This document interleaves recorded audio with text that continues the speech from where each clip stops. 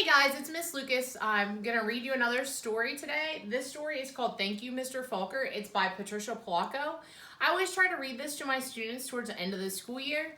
As I read this, there's a couple things I'd like for you to look for. See if you find any examples of figurative language, such as idioms, similes, metaphors, personification, and even think about who the narrator of the story is and the journey the narrator goes on. So let's get started.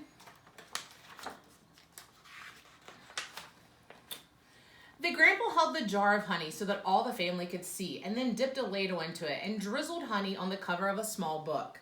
The little girl had just turned 5. "Stand up, little one," he cooed. "I did this for your mother, your uncles, your older brother, and now you." Then he handed the book to her. "Taste!" She dipped her finger into the honey and put it into her mouth. "What is that taste?" the grandmother asked. The little girl answered, "Sweet." Then all the family said in a single voice, "Yes, and so is knowledge. But knowledge is like the bee that made that sweet honey. You have to chase it through the pages of a book." The little girl knew that the promise to read was last hers. Soon she was going to learn to read. Trisha, the little girl in the family, grew up loving books. Her school teacher mother read to her every night. Her redheaded brother brought his books home from school and shared them. And whenever she visited the family farm, her grandfather or grandmother read to her by the stone fireplace. When she turned 5 and went to kindergarten, most of all, she hoped to read. Each day she saw the kids in the first grade across the hall reading, and before the year was over, some of the kids in her own class began to read. Not Trisha.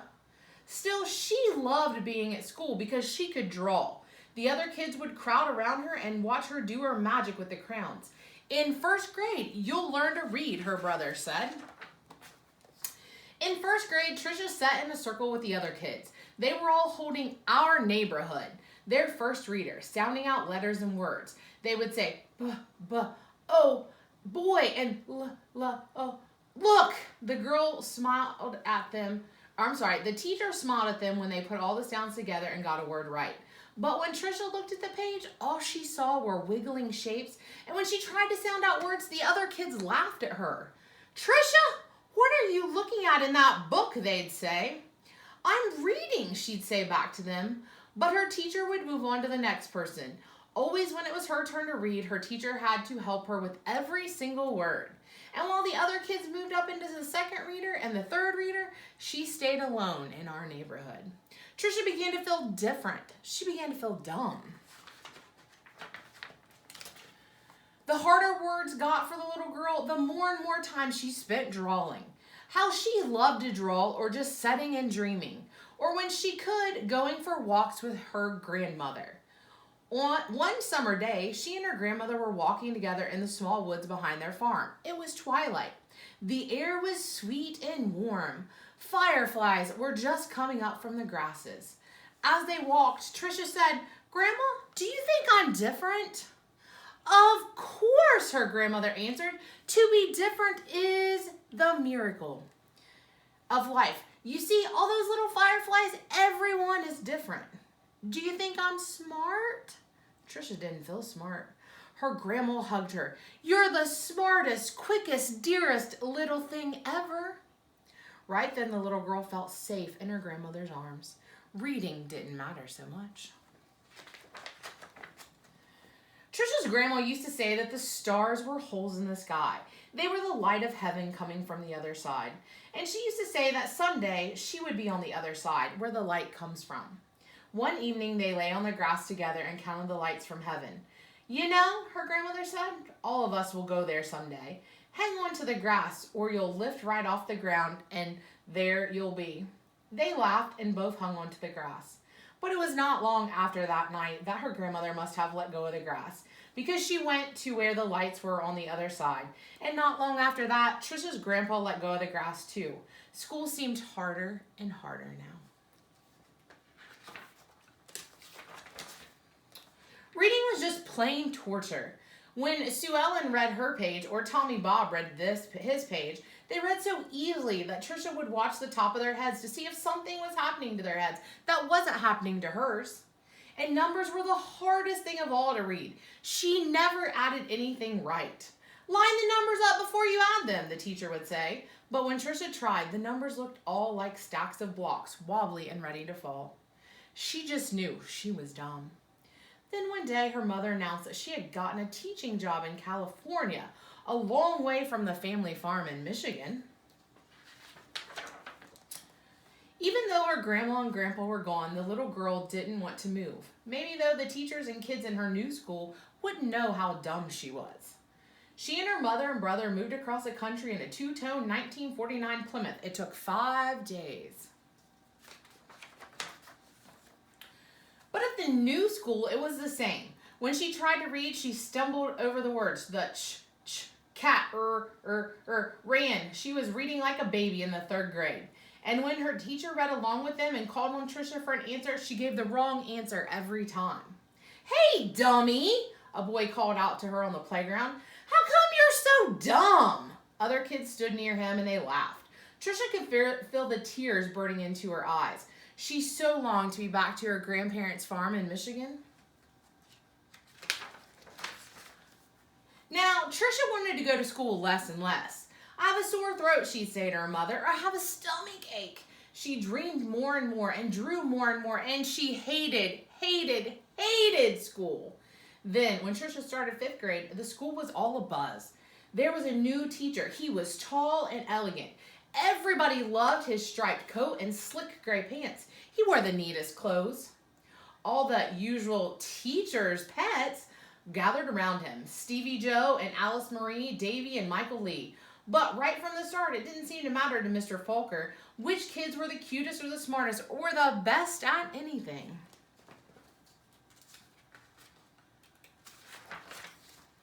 Mr. Faulkner would stand behind Trisha whenever she was drawing and whisper, "This is brilliant, absolutely brilliant. Do you know how talented you are?" When he said this, even the kids who teased her would turn around in their seats and look at her drawings. But they still laughed whenever she gave a wrong answer. Then one day, she had to stand up and read, which she hated. She was stumbling through a page in Charlotte's Web, and the page was going all fuzzy when the kids began to laugh out loud.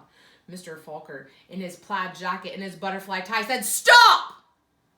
Are you all so perfect that you can look at another person and find fault with her?"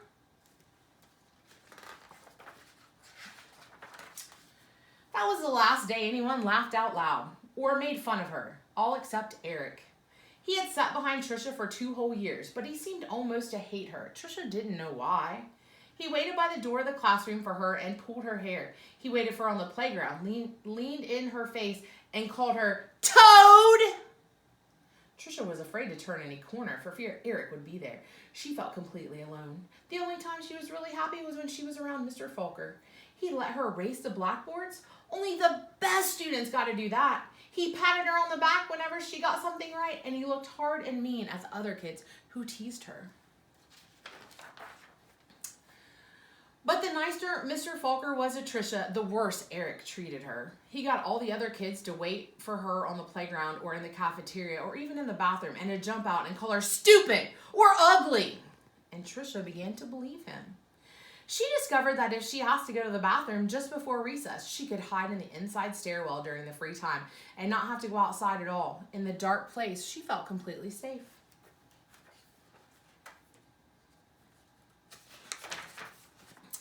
But one day at recess, Eric followed her to the secret hiding place. "Have you become a mole?" he laughed, and he pulled her out of the hall and danced around her. "Dumbbell, dumbbell, maggoty old dumbbell." Trisha buried her head in her arms and curled up in a ball. Suddenly she heard footsteps. It was Mr. Faulkner. He marched Eric down to the office. When he came back, he found Trisha.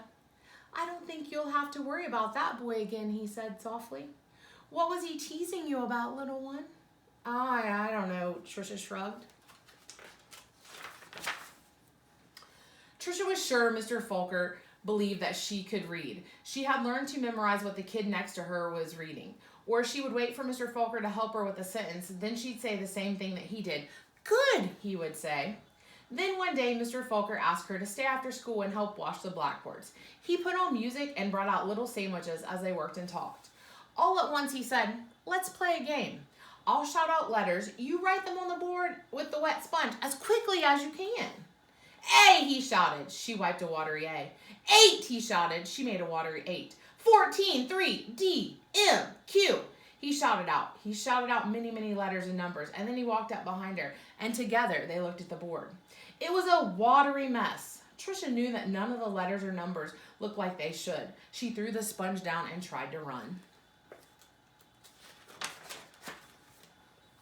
But Mr. Faulkner caught her arm and sank to his knees in front of her.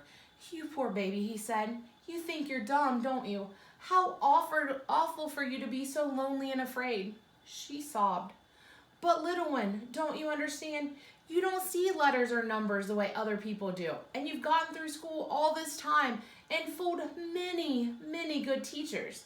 He smiled at her. That took cunning and smartness and such bravery. Then he stood up and finished washing the board. "We're going to change all that, girl. You're going to read. I promise you that." Now, almost every day after school, she met with Mr. Faulkner and Miss Plessy, a reading teacher. They did a lot of things she didn't even understand. At first, she made circles in sand and then big sponge circles on the blackboard, going from left to right, left to right. Another day, they flicked letters on a screen and Trisha shouted them out loud. Still other days, she worked with wooden blocks and built words. Letters, letters, letters, words, words, words, always sounding them out. And that felt good. But though she'd read words, she hadn't read a whole sentence, and deep down, she still felt dumb. And then one spring day, had it been 3 months or 4 months since they had started, Mr. Faulkner put a book in front of her. She'd never seen it before. He picked a paragraph in the middle of the page and pointed at it, almost as if it were magic, as if the light poured into her brain and the words and sentences started to take shape on the page as they never had before. She marched them off too.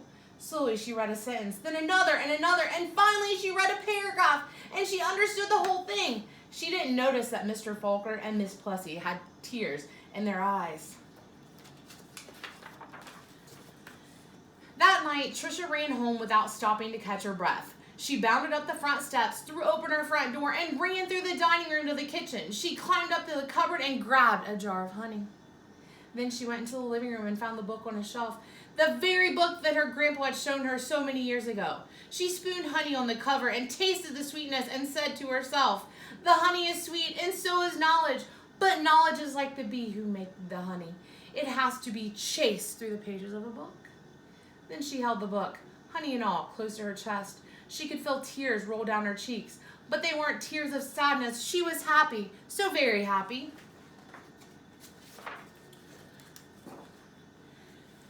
The rest of the year became an odyssey of discovery and adventure for the little girl. She learned to love school. I know that because that little girl was me, Patricia Plocko.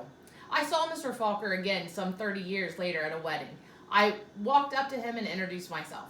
At first, he had difficulty placing me. Then I told him who I was and how he had changed my life so many years ago. He hugged me and asked me what I did for a living. "Why, Mr. Faulkner," I answered, "I make books for children." "Thank you, Mr. Faulkner. Thank you." Guys, I hope you enjoyed the story.